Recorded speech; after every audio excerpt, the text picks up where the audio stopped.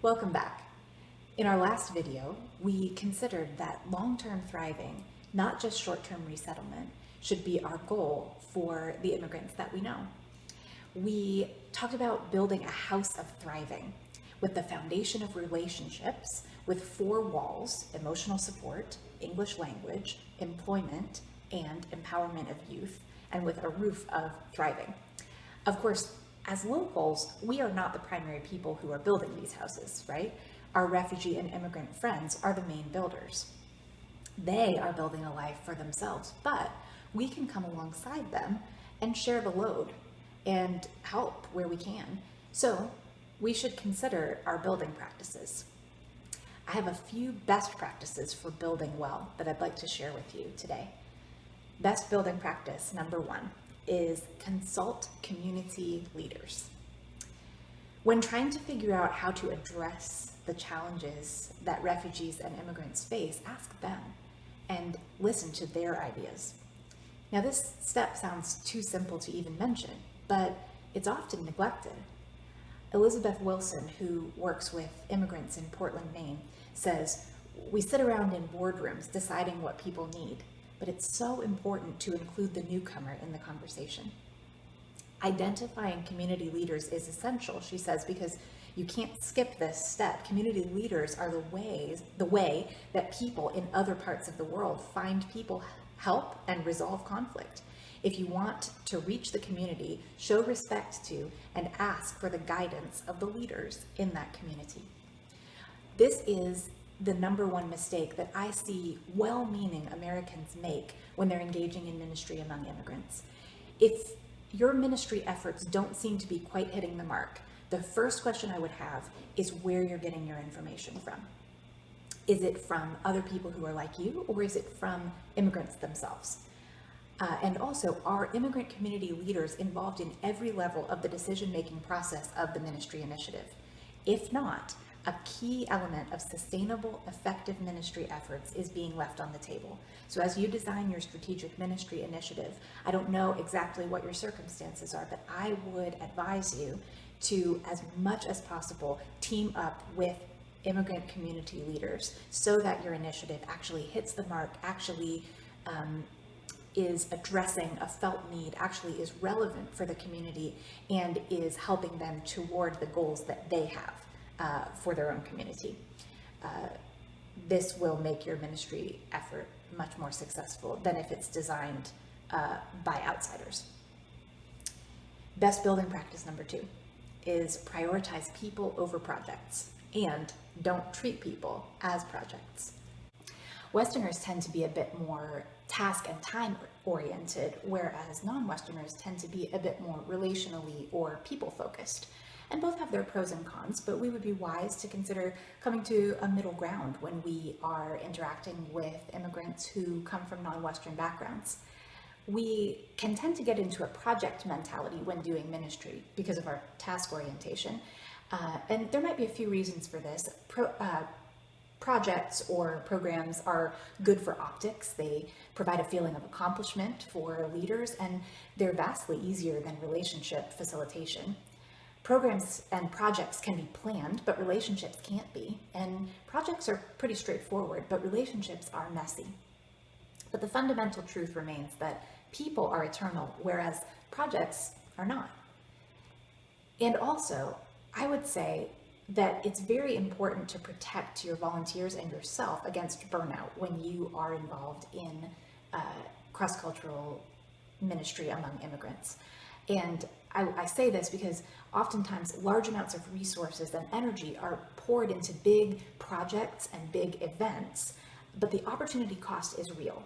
And I would say that after the fact, after big projects and after big events, volunteers are often exhausted, or leaders are often exhausted, and realize that there have been very few relational gains. And so there's little long-term benefit sometimes from big projects that are implemented. So I would say that as you're building a strategic ministry initiative or a program or a project or anything, I would view it as a springboard or a jumping off point for intercultural friendship building. And your initiative should be regularly evaluated as it's implemented, because the point is not primarily to do something that you check off of a list, but it's to know people better, and it's to facilitate relationships, right? So, and also I would say, especially in non-Western communities, it's through knowing people that things actually get done. And so it is possible for a project or a task orientation and a relational orientation to coexist nicely, if you'll come to that middle ground. Next best building practice is number 3, prioritize two-way hospitality. Refugees and other immigrants consistently rank loneliness and social isolation as one of their most pressing problems in their new country, or even as the number one problem that they face. You may find that when you invite someone to your home, it's their very first time being in an American home. I've been told this more times than I can count when I will invite people to my home, and it breaks my heart every time. Rosaria Butterfield, who writes on hospitality, says that people will die of chronic loneliness sooner than they will cat hair in the soup. So when you show hospitality, remember that it's normalcy, not novelty, that your immigrant friends are craving. You really don't have to do anything special when you show hospitality. You just need to welcome them into your life. And hospitality should also go two ways. When talking about ministry among immigrants, it's easy for us to fall into an us versus them way of thinking, and to think of ourselves as doing ministry to them, right? Which means that we have a one-way understanding of giving and relationship, which unintentionally strips dignity from those with less power, in this case, immigrants. Instead, we're called to mutuality. Now, what do I mean by mutuality? The Oxford Dictionary defines it this way. It's the sharing of a feeling, action, or relationship between two or more parties. And a shared relationship goes both ways. A relationship is not done by one party to the other, right? Rather, it's cultivated by both of them in the spaces between them. So when you make friends with an immigrant, the power dynamic is skewed in your favor. Good to acknowledge that. You're the native. You likely have a more stable living situation or job situation. You have an established network of family and friends. And because of these things, it can be easy to hyper-focus on giving and serving and doing things for your new friend without allowing him or her to reciprocate. And while it's certainly true that immigrants have clear areas where they are in need of help or counsel or advice, they also have much to give. Actually, one of the things that gives us the greatest sense of well-being as humans is the ability to contribute and to help others. So consider how you can receive as well as give in your cross-cultural relationships with immigrants here in the US. I would say some examples of this would be eating a meal at your friend's house. By the way, when you go to someone's house, to an immigrant's house, you are bearing the burden of discomfort, which may actually be more hospitable than inviting them to your house. Now, it should go two ways. Invite them to your house too, but acknowledge the fact that it's difficult to come into someone else's house, someone else's turf, and to play by their rules and to figure out how to do things there. It can be very challenging for someone to do cross-culturally. So when you are going to an immigrant's house, you are allowing them to feel comfortable, and you are taking on that burden of discomfort. So at least do that some of the time in the hospitality. Allow them to be on their turf, and you learn their rules. You play by their rules. That can be an example of having a hospitable heart, even when you are not in your home. Allow them to welcome you. Hospitality goes two ways. So, in general, true friendship and partnership grow when a healthy mix of giving and taking is in that relationship. That's what community is all about. One note here specifically about working with immigrant believers, of which there are many. Mahari Korcho, who you met in a previous video, is himself an immigrant believer and an expert on diaspora church ministry. He says working with immigrant believers in ministry is crucial because there's a cultural and context proximity among immigrants, and because partnership leads to greater effectiveness and sustainability in ministry efforts.